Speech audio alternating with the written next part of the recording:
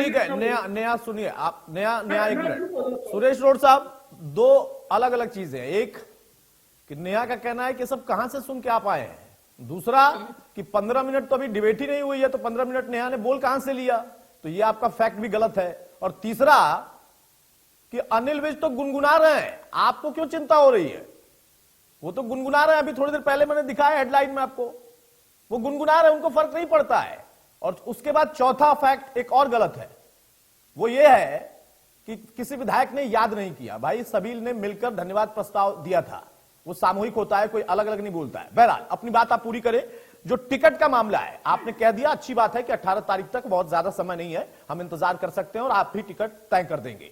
लेकिन सवाल इस बात का है कि जब कुलदीप जी कह रहे हैं कि हमको देखना था, राजनीति में देखना होता है, उनकी बात अच्छी थी, तो आपके सामने वो चेहरे आ गए हैं। उन चेहरों के अलग जो सबसे बड़ा चेहरा है वो प्रधानमंत्री मोदी का चेहरा है, उन्हीं के नेतृत्व में चुनाव होता है। आपको तो उस चेहरे की काट ढूंढनी है ना, बाकी कैंडिडेट तो आपने देख लिए। बहुत बढ़िया, इसी में सुनिए, मैं यही कहना चाह रहा था, आप सही ले आए लाइन पे बात। जो अगर नरेंद्र मोदी के चेहरे का प्रदर्शन कहीं बचा होता तो मनोज लाल खट्टर जी को हटा कर ओबीसी वोट बैंक को साधने का प्रयास, असफल प्रयास बीजेपी नहीं करती। एक बात हुआ करती थी कि नरेंद्र मोदी के चेहरे पर चुनाव लड़ती है बीजेपी, जिसको भी विधानसभा संसद का टिकट सांसद देती है तो वो चीज चलता है। इसका मतलब नरेंद्र मोदी के चेहरे पर जनता ने बेनकाम कर दिया। ये बात कांग्रेस पार्टी है, कांग्रेस पार्टी के सांसद प्रदेश की और देश की जनता नहीं कहती। ये बीजेपी के प्रधानमंत्री ने खुद अपने कार्यों से, खुद अपनी कार्य प्रणाली से मनोज लाल खट्टर को चलता करके साबित कर दिया। जब वो द्वारका एक्सप्रेस हाईवे के हरियाणा में पहुंचे थे श्री नरेंद्र मोदी जी, वहां पर कुर्सियां खाली जब उन्होंने देखी तो नरेंद्र मोदी जी को आभास हो गया कि मेरा यह साथी मनोज लाल खट्टर जन मोदी कार्य करने में मेरे से भी ऊपर है। शायद इसी बात को मानकर मोदी जी ने उनकी तारीफ करके रंग उनको पटक दिया। मन गढ़ंत बात है कि आपने इस तरीके से चुनावी माहौल में मुख्यमंत्री को हटाया गया, कभी सुना आपने?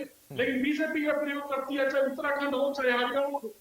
और मैं आपके चैनल के माध्यम से अतुल जी भी बताना चाहता हूँ, अपना चैनल प्रदेश में मैं ये भी बताना चाहता हूँ कि ये जैसे एक बहाना लगाते हैं कि जेजेपी का और बीजेपी का सीटों का तालमेल नहीं बना तो ये घटना घटी। ये ऐसा नहीं हुआ, ये राजनीतिक साजिश के तहत घटी है घटना।